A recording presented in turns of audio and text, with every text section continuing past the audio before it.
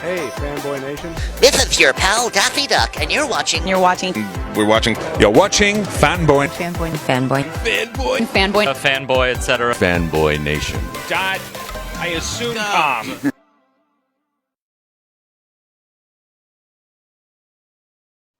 The man I'm speaking with tonight has somehow managed to create a 1 degree separation between Monster Squad and NSYNC. Henry McComas, how are you today? Jeez, that's a great intro. I guess it's true. I'm doing good. How are you? I'm great, man. You did the boy band con, the Lou Pearlman Story, as a documentary. I was a producer and director of photography on that. Okay, so before we get into the Monster Squad with Wolfman's Got Nards, which what we're talking about tonight, ultimate 90s boy bands, 98 Degrees, NSYNC, Backstreet Boys, or LFO?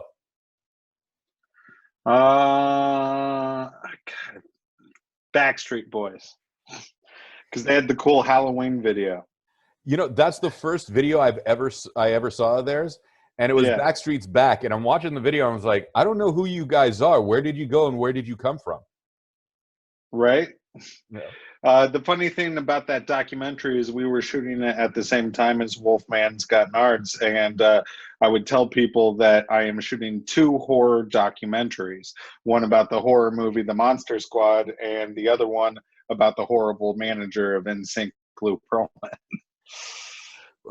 Lou Pearlman is his own movie monster at this point. I think I got my 5 o'clock shadow going that I could probably be mistaken for him right now, which is terrifying in and of itself. No, not at all. I think I'm also like 2.5 feet taller than him. Yeah, probably. So take us into Wolfman's Got Nards. Andre Gower is co-writing this with you. He's directing it. You're one of the producers on this and the cinematographer on it. Yeah. How do you come onto this project, and what's your relationship to it from a fandom perspective? Because I was 9 years old when the movie came out, and we were driving our 3rd grade teacher crazy with screaming Wolfman's Got Nards. Sure. I was one of those kids as well. I was going through a box of my brother's VHSs. My brother's about 9 years older than me, and I had a box of tapes. And of course, I was looking for the tape with the boobs on it, and I couldn't find that one. And instead, I pulled up a VHS tape with a white label that just had penciled in The Monster Squad. And I was like, what's that? And I put it into my VCR, and I pressed play. And I was completely transported. It was everything that I wanted. It was a group of kids that were teaming up to fight the Universal monsters, and I was inspired. And then that summer, I would take my friends, and we would go recreate scenes with action figures and an old camcorder, and I started to learn the mechanics of filmmaking because of that movie. Fast forward to present day, I am leaving the studio, Pilgrim Studios that I worked at the time, and outside was Andre Gower, and we instantly recognized him. My friend more than me, because he was just at a signing, and he goes, "Dude, that's Sean from Monster Squad," and I was like, "No way!" And we started throwing business cards at each other, and I asked Andre what he was working on, and he had a bunch of projects like Andre usually does, but he kept on talking about this documentary that I thought would fit very well with Pilgrim, since Pilgrim did unscripted shows, and we were trying to switch gears and push them towards movies a little bit more. So Andre and I started meeting up and talking about what the documentary was, and I wasn't a big fan of fan documentaries. And I thought that if we were going to do it, we could do it a little different, where we shoot it more like a scripted flick, where it's premium quality, and that we have the fan testimonials, but we also have the behind the scenes as well. And weave it all together to make this one premium experience. And Andre was on board. So I wrote out an outline and started jotting down ideas, and we started running with it. We pitched it to the studio. And in no time, we were out in the field shooting Wolfman's Got Nards. Well, I mean, you get from what Andre told me and what we saw in the documentary, which is available now on VOD and DVD, which we have to make mention several times throughout this interview. Yes. We were a little heartbroken that Robbie Kiger, who played Patrick, wasn't in the documentary, and Michael Faustino, who played Eugene, weren't there. We understand because, it's X amount of years, they're removed from it, they've given up on acting, they have different careers now. Was there an attempt to get the guys in the documentary? Because we do see Ashley Bank and Ryan Lambert in the film. Yeah, Faustino's behind the camera now. He works on crew for a lot of great movies, and Andre reached out to everybody, but the people that came together were the ones who were most eager to work on the production, and I don't think we lost anything. I think the people that we do have in the documentary is a great bunch, and really shows. I mean, you have the guy who designed the original Gilman costume in the film, Yeah, who turns Tom around. Woodruff Jr. I'm sorry, repeat his name. Tom Woodruff Jr. So you have Tom Woodruff Jr. in the movie, who not only dressed up as sorry, Tom Woodruff was in the costume. In he the didn't costume. design it. Okay, Right. Stephen Wayne helped design it. sorry. So Stephen Wynn designed the costume, and then didn't Stephen later on design the costume for the Fishman in Guillermo del Toro's movie Shape of Water? No,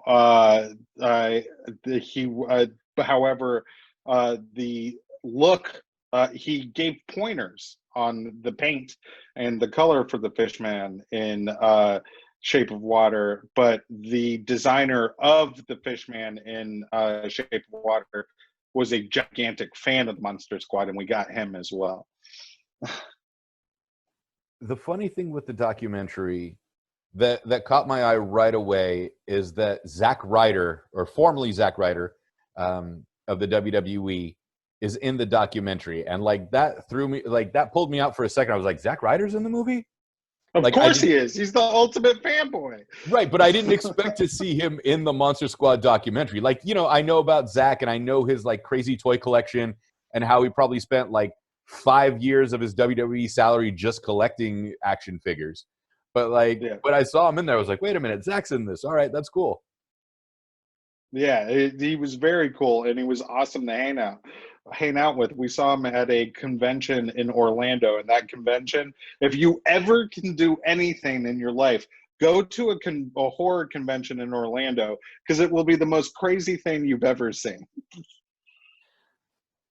Why Orlando specifically? I mean, here in LA, we have Midsummer Night's Scream and Monsterpalooza and Son of Monsterpalooza and all that. So why Orlando? We have so many great cons in LA, but none of them end the night with a giant pool party with demon mermaids and many Mike Myers going around stabbing the guests. Okay, so now that Orlando's back open, we know what to do in the next few months. Exactly. Take us through the initial process. I know in 2006, somehow for the 19th anniversary of Monster Squad, a copy was found on the original 35 millimeter, the last cut ever in existence, in New Zealand. And Alamo Drafthouse decides to pick it up. And then Fred Decker gets called in, and Andre and Ryan and Ashley are a part of this. And this initial screening comes to fruition. When you heard that story to begin with, what was your reaction to it? And have you actually seen the 35 millimeter film itself? I did see it at one of the Alamos, actually. In the documentary, one of the big characters is actually the film format itself. And we shot the projectors and all the images. And so the 35 millimeter film print that we shoot in the documentary is that print. And we stayed up there the whole time getting B-roll, and it was awesome. But one of the best things that ever happened of that event in 2006 was that Fred Decker went up on stage, and people kept asking about a DVD and said, when is it going to be released? When is it going to be released? And he said, well, if you want it to be released, you can make it happen. Started happening with Sean Robert, who ended up sending 48 personal letters in different characters to convince Lionsgate to open up and make this DVD. And they ultimately succeeded, and they did it. So now who owns the rights to the movie then, if Lionsgate is the one that distributed it, but I thought it was a Warner property initially? That is the greatest question you could ask, and we struggled with that during the making of the documentary the entire time, nobody really knows who owns the rights to the Monster Squad. But I know that we licensed some footage from Universal themselves. When I talked to Andre about this, and Shane and Fred, Shane Black and Fred Decker co-wrote it, and then Fred Decker directed it. We made mention that, 9, 10, 11, 12 years old, that's the way we really talked in 1987. Like, they were like in their late teens, early 20s. Essentially, this was a college film for them. So it was really real to us. And, we can't use that language anymore. We can't call the fat kid anymore, even though I'm a fat man now. I was a skinny kid. Right. You can't use, and excuse my language for this, but this is an example from the movie. Call somebody a faggot as a pejorative, not as a homosexual slur, and have a different meaning to it. But that's how we really talked in 1987. When you got to watch it, because you were 9 years younger than your brother, and it's a different decade, it's a different era, did you still feel that like it was real kids talking, not some guy cigar chomping in his 50s trying to remember what it was like when he was a kid making this movie? I think the reason why I resonate with most of Shane Black and Fred Decker's work is because of how good they are at dialogue and how honest they are with the characters. And definitely the reason why Little Henry liked the Monster Squad so much is because it was a bunch of kids that acted and talked just like him. So even though those lines aren't politically correct in today's era, they are part of a time capsule, and they reflect reality at the time for how we spoke. And I think that's what makes the movie timeless. You got Seth Green in this, Adam Green, Adam Goldberg in the documentary. You have so many people that were childhood fans of this property that are really well known. I mean, you have one of the character designers and producers from Rise of the Teenage Mutant Ninja Turtles in the film. This really has had a huge effect on people that are, I think Fred is the one that's most surprised to this day, almost 35 years later, that there's still such an affinity for this film. Yeah, absolutely. One of the most impressive things is how many creatives this movie inspired. So all those people that you listed, Adam F. Goldberg put the word Nards in his TV show, The Goldbergs, which is one of the biggest TV shows on air right now, and works to put it in every opportunity he can get. And it's all because he sat down as a kid and watched the Monster Squad, and he was touched by it. The fact that there's a common link that I was noticing while shooting and filming it that I can't exactly tap into, but it's just this feeling that the Monster Squad inspires creative people. And maybe that has something to do with cult film, where people that love cult film are outsiders themselves, and so they too are creatives as well. But it's a superpower. It's a little superpower where the Monster Squad is igniting people to be creative.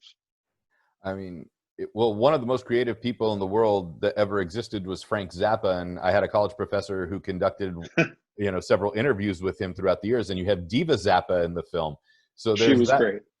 That whole family is so talented, and people would look at them and just think, wow, these are just a bunch of wackadoos.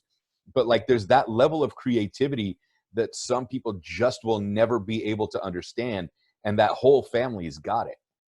That's that outsider mentality, and you tapped into it. Yeah. I would be remiss in not mentioning this. And as we always have to mention Brent Challam, who passed away. And we don't want to give away here. And I mentioned in Andre's interview that it wasn't a drug overdose. It wasn't, cancer. It wasn't AIDS. It was something that could have easily been preventable if it was caught the right way. And that's what makes it more heartbreaking. When you got in contact with his ex-girlfriend, who was also his childhood friend, and her family, because Brent's family is no longer with us, his mother and father passed as well. How did it, what coaxing, I hate to use the word coaxing, but I think that's the only thing that's coming to mind. How did you get them to open up and talk to you about Brent and the film itself and what he meant to them and what he meant to society from an acting standpoint? There was no coaxing whatsoever. They were just thrilled to have the opportunity to share Brent's story. And they were some of the nicest people ever. When we were there filming, they made us a quiche. It was just this great family mentality. And Brent touched a lot of people, and then he went away. And I think they just wanted to make sure that people knew his story. Yeah. The story is phenomenal, the way his ex-girlfriend tells it, and he really was beloved by the cast. Andre said that, you know, Brent would have reveled in this because his story arc was the most developed, and he had the most to gain. And you could see Ryan and Ashley in the documentary truly feeling like they miss Brent. And, you know, they made the movie 30 plus years ago. They were kids then, but they were working together essentially, for 6 months to make the movie. So it's like a whole school year of your life, and these were your classmates. You know, it's got to be difficult for them. Like, did you have to turn off the camera at some point and just let them break down on their own as well? Well, I'd be a really bad filmmaker if I turned off the camera.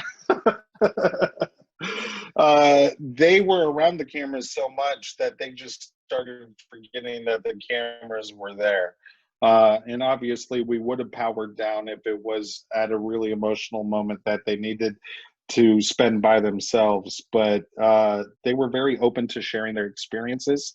And you're right, they were affected by Brent, even though it was 30 years ago. And some people didn't know what happened to him until later. A lot of people didn't know what happened. There's a lot of people that are going to find out for the very first time when they watch this documentary. And it really is heartbreaking. I wish he was here because we could see what would happen. And then I would love to see a battle of fandoms between Goonies fans and Monster Squad fans, and to see who's more dedicated to the franchise or the property. Who do you think wins? I think Goonies gets a lot more recognition because it was played far more often on TV. That eventually, I mean, you know, it was a big hit back then, but eventually it grew to this cult status that wouldn't have happened without being on TBS and so many other channels 50 times a year. But I think with something like Monster Squad, where it's been forgotten by so many people, but those of us that had such passion for it as kids would sit there and win, because like you have people reciting it in, you know, line for line, and then the gentleman that had it in virtually every other language. You know, I told Andre what I would have loved to seen if that gentleman had, and I can't remember his name at the moment, please forgive me for that. If there was like an ultimate cut reel of the scene between Brent and Andre going kick him in the nards and realizing the Wolfman has nards in Portuguese, Italian, French, Korean, you know, so on and so forth, and just hear it across the dubbings. Sean Robert is the fan that has all the movies from all over the world, and he's still trying to get his hands on one from Africa and one from Antarctica. So I told him next time I go to Antarctica, I'll just bring a tape over there and get it at the post office. Wait. Antarctica? So this was actually taken to one of the scientific research bases? It was not. I told him I'll take one so he can have one from me. That way it's touched every single continent and he's good to go. Absolutely. You know, are you going to take the tape that was your brother's and then make a copy over there, and then that's the one that you bring back to him? Trying to see where that tape is. I got it around here somewhere. It's a great idea, though. You know, the tape that inspired your love for the Monster Squad is now added to the collection of Sean Robert's. That would be a nice little tie-in for the sequel documentary, because I have a feeling we might actually get a sequel to Monster Squad now that the documentary's out. Yeah, you think so? That would be fantastic. Off the record, well, you know, I mean, it's on the record that I pitched the idea to Andre, but off the record, I told him my idea of how I would like to see it. Yeah. So you never know. I'm sure there's a million fan scripts out there that would tie everything together. So who knows? One of the best fan films will do it. He's got an idea too. I think everybody does at this point. And I think it'd be fun to see what happens. I think it'd be great to see in a TV series like Stranger Things, kind of over multiple episodes. That'd be pretty awesome. So like a 10 episode limited series, or like a 10 episode multi-season series? Well, it could be limited series, or you make it multi-season where the kids have to get a new bad guy every season. I could see that, and then you just introduce new monsters like the Invisible Man or the Hunchback of Notre Dame at some point, even though he wasn't really, an evil monster. He was just physically deformed. I'm just picking on the Universal ones at this point. And then we'll stop at King Kong. Ooh, that would be interesting. Yeah. Doesn't Warner Brothers actually have the original model or something, or is that still at Universal Studios? The original model of what? Of King Kong, the little 18-inch one that was covered in rabbit fur. I hope Universal has it, but you never know. That was my big gripe with Universal last time I went to Universal Studios, was that like they erased so much of the previous history. They're like, oh yeah, this is where Desperate Housewives was filmed, and I was like, and the Munsters, and Leave It to Beaver, and like, all this other stuff that you guys did, and it's like, you guys have the most Oscars out of any studios, and you barely mention it. It's just like flags hanging out everywhere, and that's it. Oh, they're trying to stay current. Yeah, current is good, but when Soundstage 28 was torn down, that kind of broke my heart. The Phantom of the Opera stage, the haunted one. I agree. And in this time and age, it's all about nostalgia anyways. So they should put that stuff in the front. What are you nostalgic for then? I mean, Monster Squad is a huge part of nostalgia, but it's a huge part of people's lives. There's something that, you have to be nostalgic for from your youth at this point. I see myself, I was born in the 80s. I see myself missing things like Are You Afraid of the Dark and Goosebumps and things like that. All of which are coming back. Yeah. There was a miniseries on Are You Afraid of the Dark that I watched on Nickelodeon last year, and it was really good. I think they're actually bringing back the series, or they're doing another movie. Oh, that'd be great. Cartoons are making a huge comeback too. Animaniacs is coming back. Tiny Toons is coming back. Yeah. So what's old is now new again. What was something about making this documentary that you learned about Andre, since you guys were friends for a while before this came about? And what's something that you totally saw that was him from the get-go, and it's like, that's just his personality, it's always going to be through, no matter if the camera's on or off? Andre's a great big picture guy.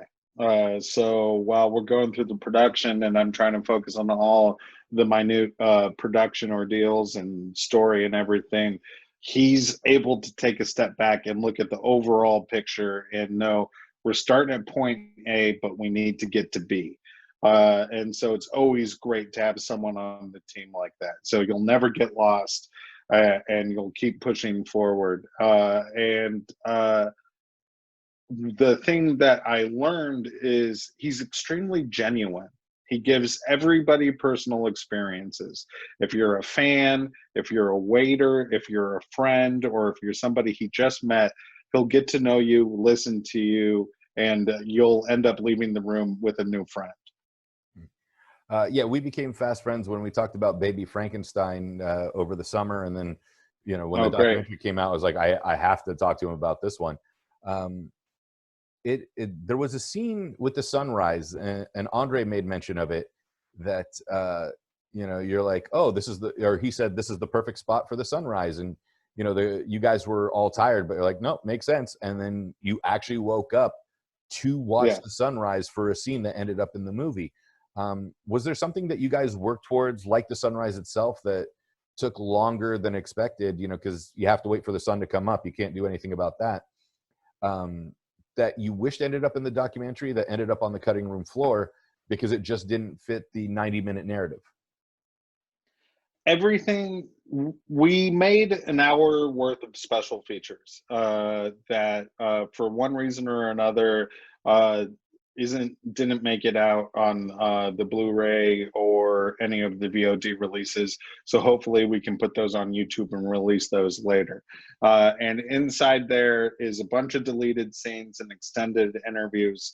But I really believe the cut of the movie is the best representation of the movie. There was going to be a version of it where it was more of a docu-follow thing where we were following them on tour and we're going to every state and they do a fun activity in the state, and we did some scenes like that. But when we really started to dial in the relationship between fans in a movie and an audience in a film, all that other stuff started to go away and it became a more emotionally cohesive experience.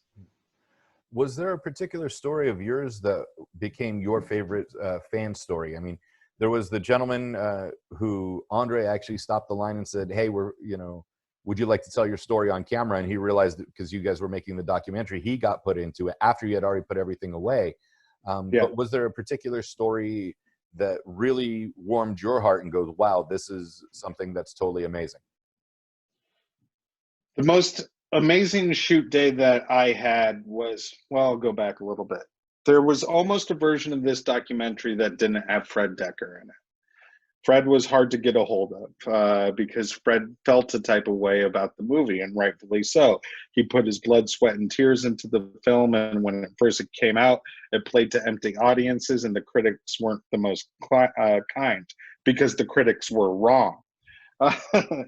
And so Fred had mixed feelings where he loves the movie, but he doesn't love how it made him feel because of the experience upon that release. And so when we approached him a couple times about the documentary, he didn't know what the documentary was going to look like. He didn't know whether or not we were doing our jobs correctly. And he didn't know what kind of story was going to be told. And then one day, me and a couple of buddies went to the John Carpenter concert, and we were waiting in line, and standing in line next to us, even though he didn't need to, he could have gone right inside, was Fred Dekker. And so I was like, finally, I'm going to go talk to him. And I was like, "Hey, Fred, Henry from the Monster Squad documentary, big fan of yours. I just want to let you know that at the end of the day, what this movie is about is why people love movies. And so if you've ever loved a movie, I think you're going to want to be a part of this." And then Andre sent him a 30-minute cut of the documentary that we did for Fantastic Fest.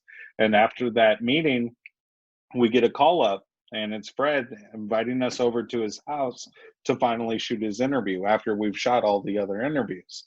And if you notice in the documentary, we start off in Fred's house when it's bright and daylight. And by the end of his interview, the sun has set and it's nighttime. And that shows how long we were there talking, having such a great time, and how much he was having a good time remembering the Monster Squad and everything that he did. And it really touched me as a filmmaker. It was one of the most inspirational moments in my working career, was hearing Fred Dekker talk about not only the Monster Squad, but filmmaking, movies, and the art. Throughout the documentary, when you splice in Fred's interview, he does seem heartbroken about it because, like you said, he doesn't like how it felt when the movie was poorly, had that poor response. But you also show that the marketing was terrible for the film. There was really weird wanted posters. It came out roughly the same time as The Lost Boys. It sat there and it got a PG-13 rating, which made no sense, which was a 15 rating in the UK. And in the documentary, there's this poor girl that the 15 rating still stands, and I think she was 12 and couldn't see the movie, but was allowed to come in for the Q&A at least. And, that was special to her. Was there a way that they could have fought the rating board and said, no, this is not a PG-13 movie. This is not the horror movie that you think it is or that you're trying to promote. Right. This is really not only a love letter to the Universal Monsters, but kids being kids. Like, it was real kids riding their BMX bikes in the street, or, other kids skateboarding or whatever else. and just being real. Like, you know, how was he able to come to terms with that now? And is he more receptive to the property and how fans have really fallen in love with it again? Well, at Beyond Fest, we had a screening of the documentary, and it was a double bill between the Monster Squad and Wolfman's Got Nards. And the Egyptian theater was packed. It was filled. And we watched the Monster Squad, and my heart dropped a little bit because I was like, great, now this is when everybody's going to leave. No one's going to stay for the documentary. And every single person stayed, and they ran the documentary, and Fred was sitting there watching it. And what I did on the sidelines, instead of watch my movie in the theater, our movie, Andre's movie, I watched Fred the entire time to see how he reacted. And he was a great audience member. And afterwards, we took him out, and there was a standing ovation for Fred. And I think he was really touched by it, and he understood the power of the fandom. Fandom over the last 10 years has really taken over. I sit there and I see that, you know, I've been to the Star Trek conventions, I've been to San Diego Comic-Con, whatever else, and I'm not trying to make people jealous that I've never been to San Diego or whatnot. Yeah. But the level of dedication, and the Star Trek convention's fun, but it's August and in Las Vegas. So if you've never been to Vegas in August, you're lucky, because it's like 197 degrees and people on the sun are looking at you going, what are you doing in Vegas? It's just that hot. And then the level of dedication that goes into those costumes. When you got to see the Stephen King Rules t-shirt that Andre still has from 1987, and then saw fan versions of that, like, what was your reaction to see the actual shirt? And then what was your reaction to see fans' responses with their homemade shirts? Oh my God. It's like, well, looking at Indiana Jones' hat. It is a prop from one of the greatest movies of all time, and it's right there in front of me, and it was so cool seeing it. And it's been even cooler watching people recreate it and getting copies of it. There's nothing better than walking down in a mall or something. A mall, there's no malls anymore. Walking down the street, and somebody has a shirt that says Stephen King Rules, and you go, nice shirt, and then they go, Monster Squad. Like, it's the best thing in the world. It's the best feeling, because most other people are like, oh, I love Misery. Like, they don't know what it means. I got you, man. It's like a little insider thing. And I think that's a huge part of fandom, is that we feel to have, like, this is our cultural thing. And then other people feel like they've invaded our stuff. Like, for Absolutely. like the last Avengers movie, right? Where Captain America picked up Thor's hammer. And the theater I was in, I could tell who the comic fans were and who just the movie fans were, because the comic fans were like, okay, cool, it's about time. And then the movie fans were like enamored and in awe and just screaming and cheering. And the rest of us were like, yeah, we read the book. We know this is going to happen. Yeah. You know? Is there any level of fandom of your own that you sit there and you feel protective of? That's a good question. I mean, I'm protective of the Monster Squad fans, for sure. No, I mean, I love James Bond. I love the James Bond franchise. But you don't really have to be all too protective with that, because there's a new movie every couple years. You stumped me. Well, this year we have to wait till, I think, Easter now for the next James Bond installment. They should put it on VOD and just make all the money. Everybody would rent it. Yeah. Disney did that, and Universal was the first one to do it with Trolls World Tour. Yeah. All right, so Wolfman's Got Nards.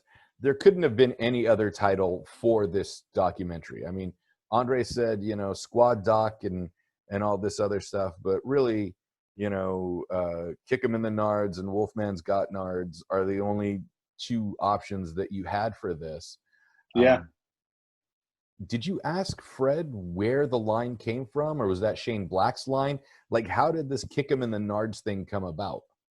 I never asked Fred that question, but I have a feeling that it's a Shane Black line. Uh, Shane seemed a little more receptive in the documentary than Fred, because Fred seemed very protective of it, but Yeah. Shane seemed a little more excited with the fandom. Is that just Shane's personality, or what was it like talking to Shane Black? Because he co-wrote the movie, and of course, as Monster Squad's coming out, so's Lethal Weapon. Not too Yeah. far, or I think actually came out just prior to. Yeah, And, Shane's career just took off right after that. Talking with Shane was great. He wanted to talk about the power of myth and writing and stories just as much as he wanted to talk about the Monster Squad. And he has a firm understanding of the fandom and is very grateful that everybody still supports the movie. And he will pop up at a screening of the Monster Squad every now and then. So if you're in California, check it out. You might see Shane Black. Yeah, I already have the DVD at home, but it'd be nice to go see it with a crowd one day. Yeah. Maybe for the 40th anniversary. Yeah. Everything that's going on, we need some levity, and this was a light documentary. There was a gentleman who made his own play set, which I thought was interesting. The little box set. Has he retained that since 1987, or was that like more a recent creation for him? It was a recent creation. Okay, so yeah, that would have been interesting if he kept it all these years. But take us into the I Love Rudy fanzine and the Monster Squad magazine itself. How many issues have been published? And it kind of looks like one of those 80s Teen Beat magazines, of which Ryan Lambert was a huge staple in. This will be the second issue made by our friend Grace, and it is fantastic.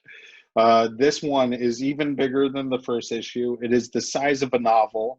It is packed full with things from the movie Wolfman's Got Nards and a lot of things that aren't from the movie.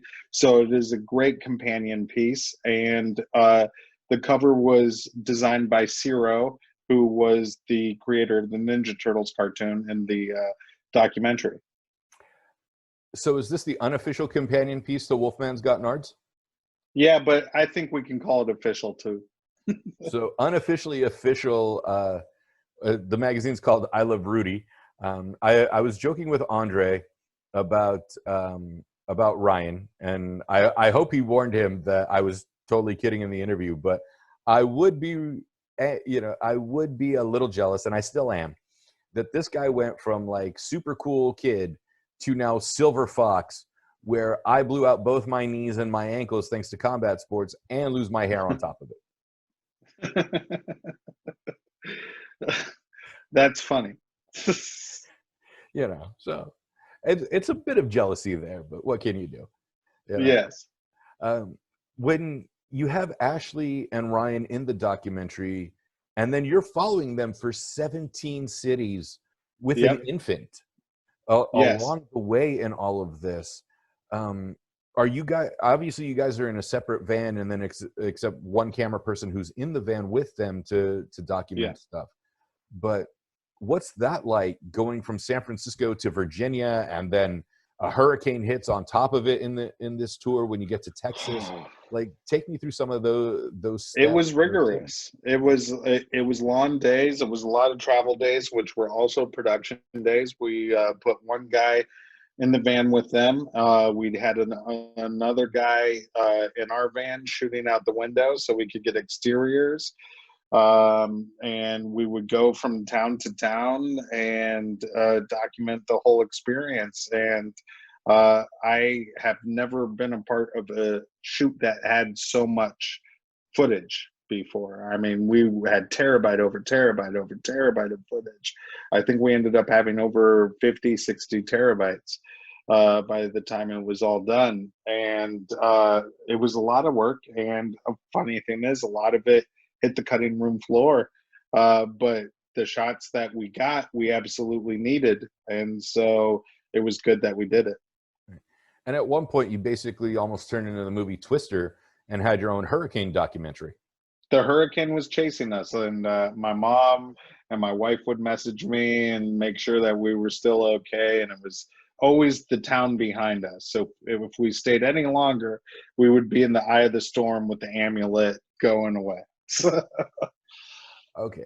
If you have kids, or if you plan to have kids, when they are cognitively ready to expand past, the Sesame Street era, what is one of the first movies that you're going to introduce them to, besides Monster Squad, of course?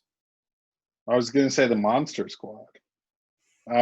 After that, probably Hocus Pocus. Hocus Pocus had a resurgence recently. Out of It sure nowhere, did. everybody's like, oh, Hocus Pocus, and they're dressing up. Like, I had friends dress up like 5-6 years ago before anybody remembered what the movie was. And then I think it was on Freeform like 15 times this month. Yeah. Yeah. What is it about movies like Hocus Pocus didn't do well at the box office, but has had a resurgence as part of this Disney property? And, Monster Squad finally DVD, Blu-ray, and then a cult cut, and now a documentary. Yeah. What is it about some of these properties that are now having resurgences for adults? Is it because people in our age group want to share it with their kids because they had such fond memories? Or is it because, society's fallen apart this year and we want to feel comforted like it's our own safety blanket? I think nostalgia has a play in it, but the main thing about cult films is a lot of cult films become popular when people haven't seen them when they originally came out. There's something strange about them. There's some sort of counter culture about it. There's a want to belong, and so people latch onto these films, and when they find somebody else who really likes it, they have something to talk about, and they become friends over it. It's community building, and I think some cult films are some of the best movies out there. Okay. And since you are a huge Monster Squad fan, clearly, and the Wolfman's got Nards again on VOD and DVD right now. Of all the characters growing up, who did you most emulate, personality-wise? Who were you closest to? I was always in the water, so I was probably Gilman. All right, so at least we know who of the monsters, but who of the kids? I was trying to cheat there. I mean, look at me. Obviously, I was Horace. Oh, come on. You're in Canada. You had to play hockey a little bit, so you had to be a bit of a jock. I mean, I'm not in Canada. Who says Canada? No, from Canada. Sorry. Your profile's from Alaska. Oh, you're from Alaska. Why did your profile on IMDb said Vancouver? It should not. Okay. That's weird. Unless I clicked on the wrong, McComas. It's possible. So wait a minute. Maybe I'm getting trolled. So you're from Alaska then? Yes. Okay. Which part of Alaska are you from? Anchorage. Okay. Because I've been to Alaska and it was absolutely gorgeous. God bless you for being able to survive those winters. I don't know how you did it. Yeah, it's tough. Yeah. Do you currently live there, or are you down here in California now? No, I'm in Los Angeles now. Okay.